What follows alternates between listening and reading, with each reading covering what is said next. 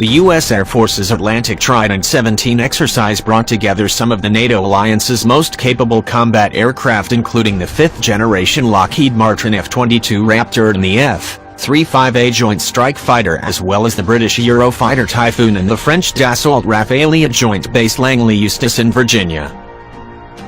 But to train for war, someone has to play the part of the bad guy, or Red Air in Air Force parlance. In the case of Atlantic Trident, the task of flying as Red Air fell to the 366th Fighter Wing's 391st Fighter Squadron, which flies the powerful Boeing F-15E Strike Eagle, and the 1st Fighter Wing's 71st Fighter Training Squadron, which flies the T-38A Talon. The exercise's host, Colonel Peter Fessler, commander of the 1st Fighter Wing, which flies the Raptor, told me that the F-15Es and T-38s would replicate some of the highest-end air-to-air threats during the trilateral exercise. Without getting into the specifics of which type aircraft we're going up against, the most modern threat fighters we can face up there is what we're simulating, Fessler told Davis-Monthan. The primary aggressor aircraft for the exercise was the F-15Es, which flew into Langley from Mountain Home Air Force Base in Idaho, with the Air Force only having 2 remaining squadrons dedicated to performing the adversary mission. The service is increasingly pressing frontline fighter units and contractors into the aggressor role. This time around, it was the 391st Fighter Squadron's turn. There is a really good combination of adversaries on this exercise, Wing Commander Chris Hoyle, commanding officer of the RAF's 1 Fighter Squadron, told Davis-Monthan. The Strike Eagle is a very good replication of a Russian-made Sukhoi flanker.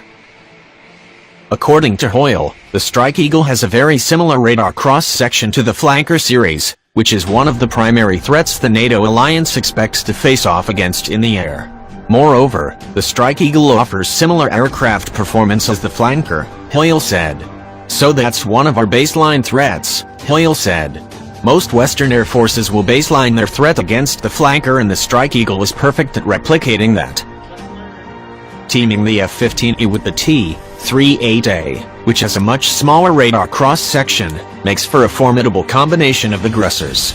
The smaller jet, though it does not have the avionics, sensors or performance of a 4th-generation fighter, is a challenging aggressor, Hoyle said. The T-38, which has a much smaller radar cross-section, you have to look a little bit harder to target those groups, and they're very, very proficient at being red air targets for the community here at Langley, Hoyle said. They're very used to doing red air. They're wily, they're experienced, and they're also very knowledgeable. So the combination of those 2 platforms gives us great training. The T-38 as the pilots I flew with during my red air sortie explained, and yes, the video above was me in a T-38A. We're replicating the Russian-made McCoy and MiG-29 Fulcrum. While the T-38A has nowhere near the performance, the avionics or sensor capability of the MiG-29, the Air Force takes advantage of Soviet-Russian air combat doctrine to overcome some of the platform limitations of the Talon to provide a very realistic threat presentation with the diminutive advanced jet trainer at beyond visual range distances. The T-38s do not fight within visual range with the Raptors. They will knock it off at the merge if it gets to that point. Part of the equation of turning the ancient T-38A into credible adversary is the sheer experience and prodigious skills of the Talon crews, many of whom, like my friend Fangs, have been flying the Raptor since the earliest days of the F-22's initial operational test period. Another part of the equation is the Talon crew's intimate familiarity with the Raptor and its capabilities. But the U.S. Air Force is also fully aware of the equipment, the capabilities, and the tactics used by America's would-be adversaries. As such, even if the T-38A is far from the perfect red air bandit, the U.S. Air Force's superb fighter pilots overcome the Talon's limitations using a combination of innovative thinking, skill, and experience. The 71st FTS has it covered.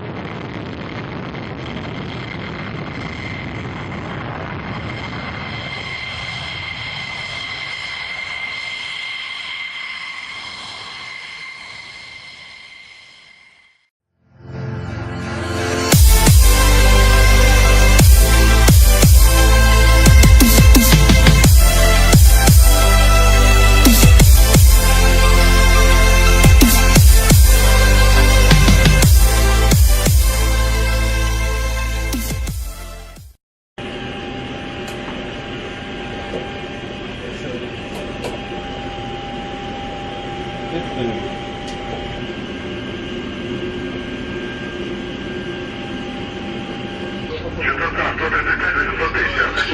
Лундовская. Писков.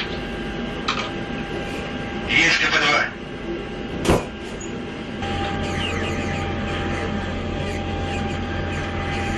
КП-2 окончил предстартовую подготовку 4-го изделия. Изделие исправно готов к набору в пуск. Есть!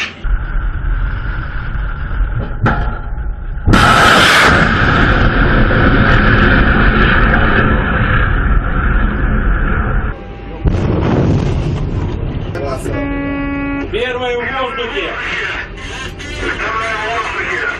Осмотреться в отсеках.